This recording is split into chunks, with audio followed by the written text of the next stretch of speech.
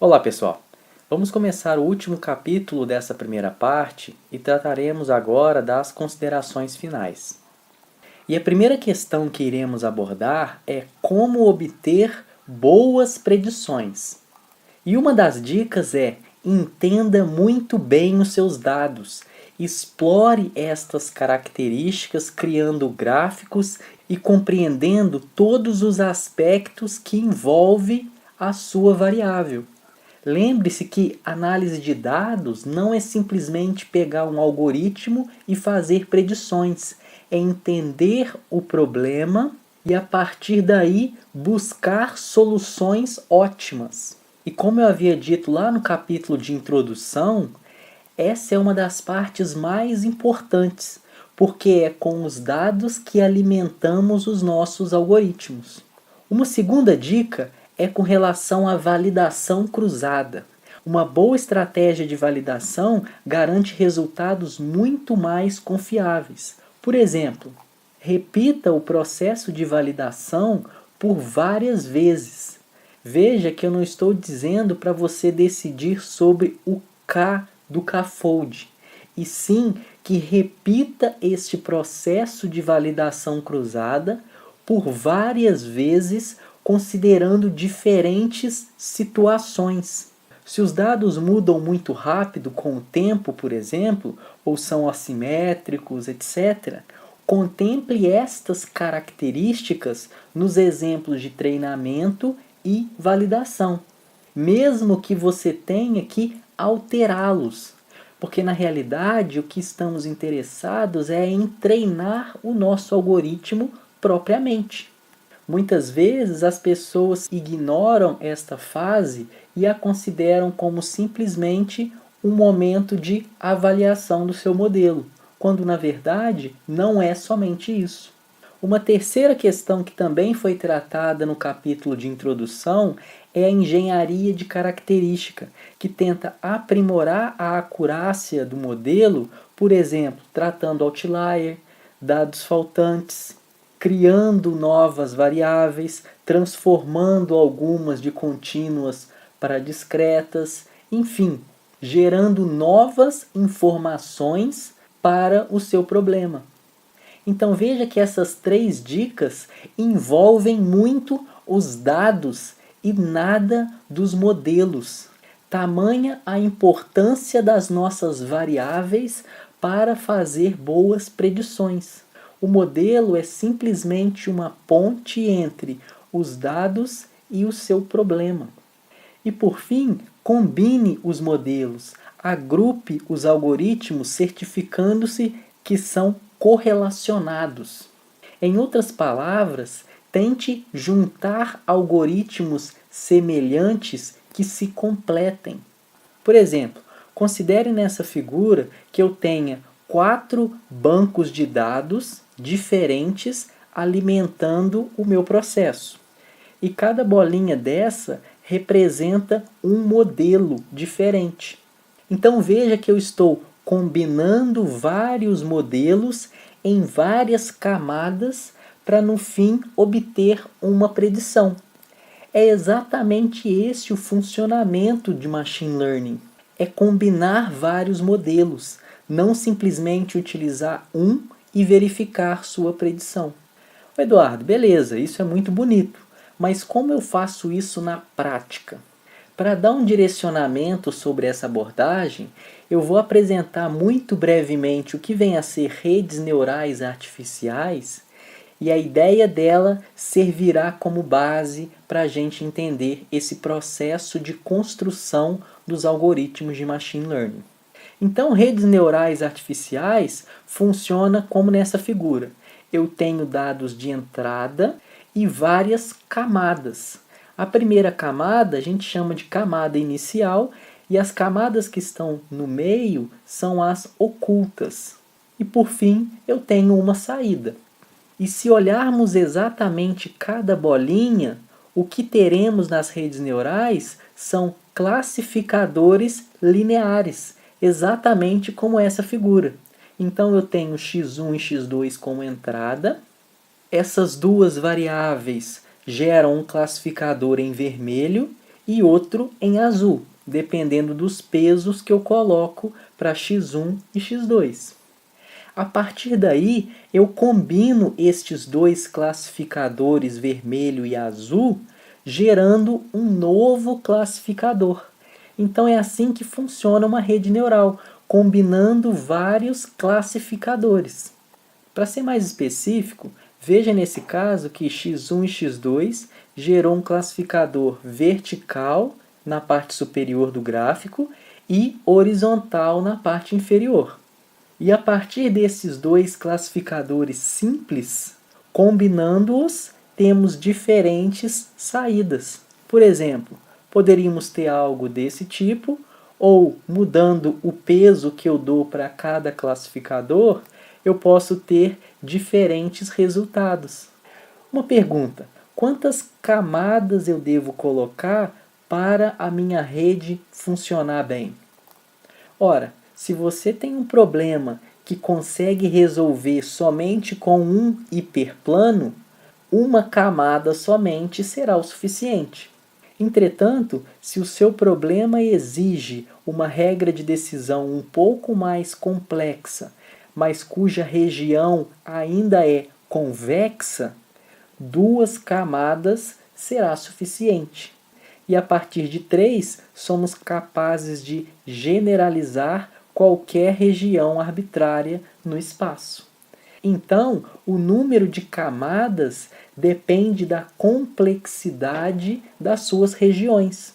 E é por isso que utilizamos redes neurais artificiais em problemas um pouco mais complexos do que os vistos aqui nesse curso de Machine Learning.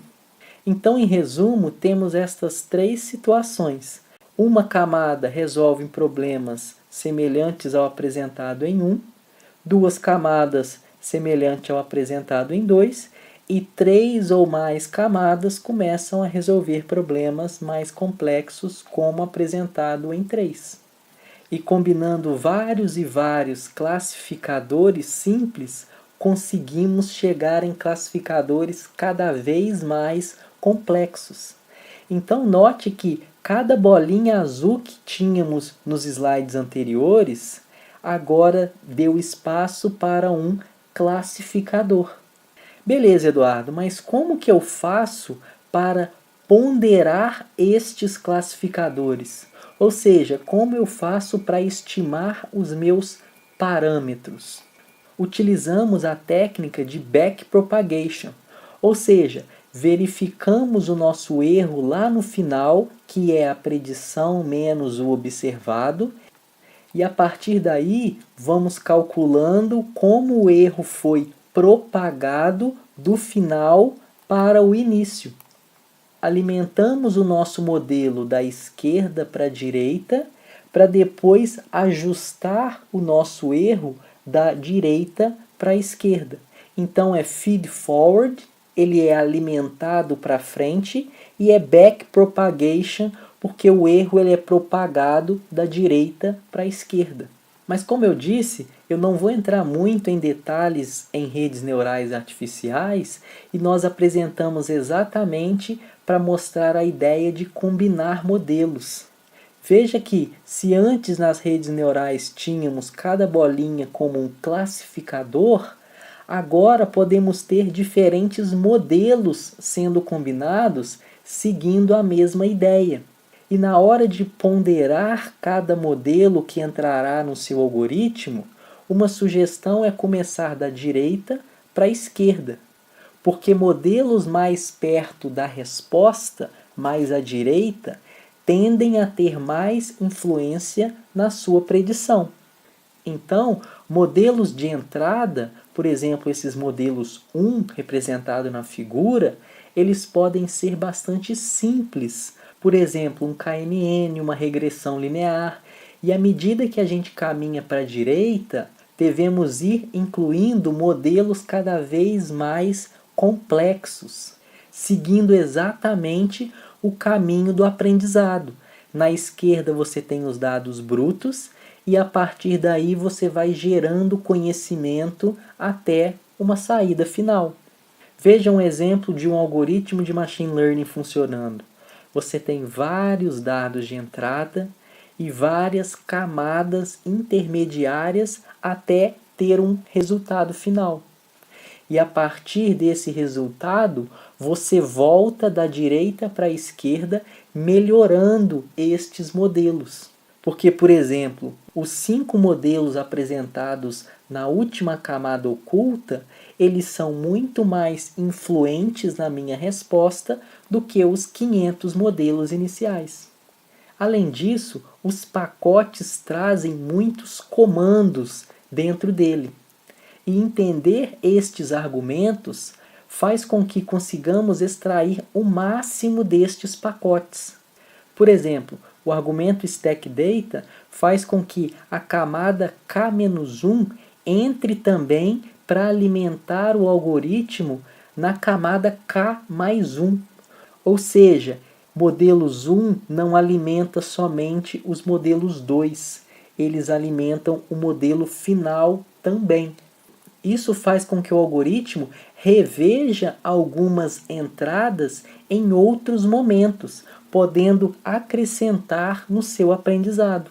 O BINS faz com que alteremos um problema de regressão para que os classificadores possam ser utilizados, o número de folds na validação cruzada.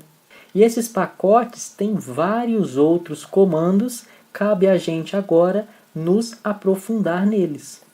É muito comum durante o treinamento dos nossos algoritmos termos um determinado resultado e quando colocarmos em prática o resultado ser outro. E é por isso que lá no primeiro slide eu havia dito para tentarmos refletir exatamente a realidade que encontraremos, para aos poucos aumentarmos a convicção de que os nossos modelos farão um bom trabalho, além de fato conseguirmos treiná-lo de uma maneira mais apropriada. E uma dica é você gerar um algoritmo funcionando, por exemplo, um XGBoost, e ter um resultado padrão. E a partir daí você vai aprimorando este processo, incluindo novos modelos e novas inteligências para o seu problema. E uma última questão, que é talvez uma das mais importantes, é com relação à cultura da ciência de dados. A grande dificuldade durante o processo de execução de um projeto de machine learning está na mudança cultural. Por vários anos, vemos os processos funcionando da mesma forma, com análises sendo feitas do mesmo jeito. E isso porque temos muitas culturas na ciência de dados que não estão muito interligadas. Estatística e machine learning, por exemplo, não estão tão ligadas quanto deveria. Gostaríamos que tivesse uma cultura apenas e dentro dela várias microculturas. E é este o objetivo principal de um curso como esse. É tentar unir essas culturas da ciência de dados. E essa questão, sem dúvida, não é fácil, porque se dermos a oportunidade de escolha entre mudar ou provar que não é necessário essa mudança, geralmente a maioria das pessoas preferem a segunda alternativa, é ficar na zona de conforto. Então, cabe a nós tentarmos mudar este cenário aos poucos. E talvez uma das contribuições desse curso esteja nesta questão. Terminamos aqui a primeira parte do curso de Machine Learning para cientista de dados. Eu espero que tenha valido a pena ter assistido todas essas horas de curso e nos vemos na parte 2.